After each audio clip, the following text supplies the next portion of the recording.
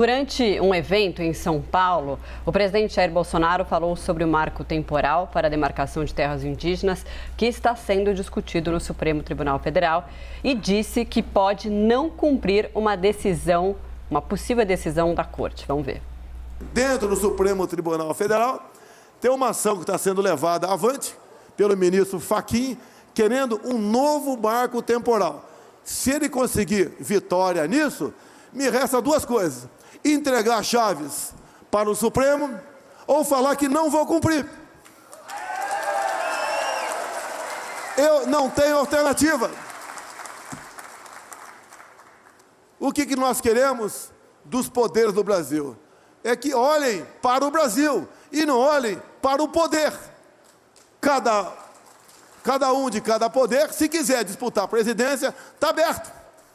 Tem vaga aí, vários partidos oferecendo vagas. Quem sabe essa pessoa seja a terceira via e vai negociar na base do paz e amor com o mundo todo os nossos problemas.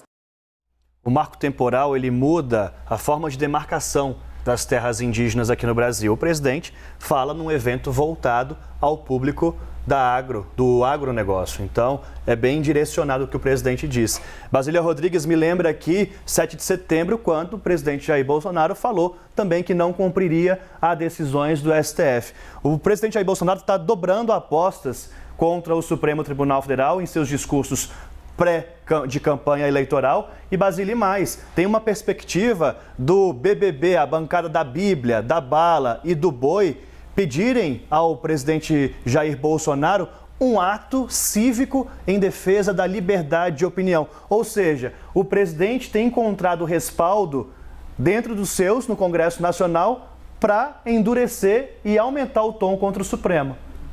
É isso, a gente vai, como a gente tem falado aqui, né, acompanhar um aumento dessa temperatura, do tom do presidente Jair Bolsonaro à medida que as eleições, a tão esperada, né, eleição presidencial em outubro deste ano, de fato irá ocorrer. Até o momento, que a gente acompanha muito são as chamadas ataques retóricos, né? São ameaças, são ataques, são xingamentos, mas na prática o presidente nunca deixou de cumprir uma decisão do Supremo Tribunal Federal. Ao contrário do que aconteceu neste último ato do indulto. Não é que ele não cumpriu, né? Fez com que deu condições para um aliado dele não cumprir uma decisão judicial, se valendo de um dispositivo constitucional. Então, ele acabou dando, pelo menos até aqui, já que não houve uma nova decisão do STF, legalidade ao seu aliado, Daniel Silveira, de não ser condenado, de não cumprir as normas impostas pela justiça, até mesmo a utilização da tornozeleira é um ponto aí em dúvida se ele deveria estar usando ou não a tornozeleira, já que o presidente o concedeu uma graça. A gente vai acompanhar esse tom ameaçador se intensificar até as eleições de outubro e observar se do discurso isso vira um fato concreto. O presidente Jair Bolsonaro, nessa manifestação aí a um público mais alinhado com os ruralistas, falou do julgamento do marco temporal das terras indígenas que ainda está acontecendo no Supremo Tribunal Federal.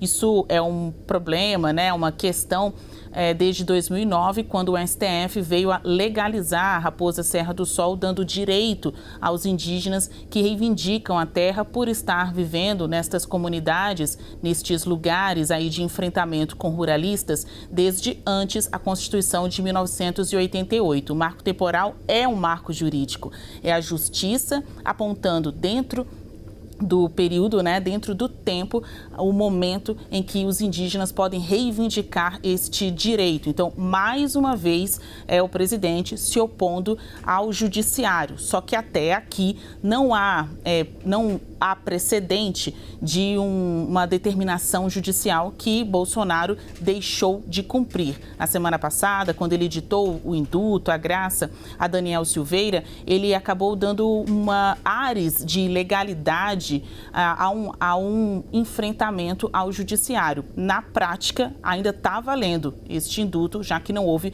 uma nova decisão pela constitucionalidade ou não do ato, né? Isso que a gente vai aguardar em julgamento no no Supremo Tribunal Federal. E como você bem colocou, exatamente, adjunto, as bancadas ali da Bala, da Bíblia e também do Boi, né, a bancada ruralista, estão negociando com o Planalto um evento que, de acordo com eles, seria pela liberdade de expressão.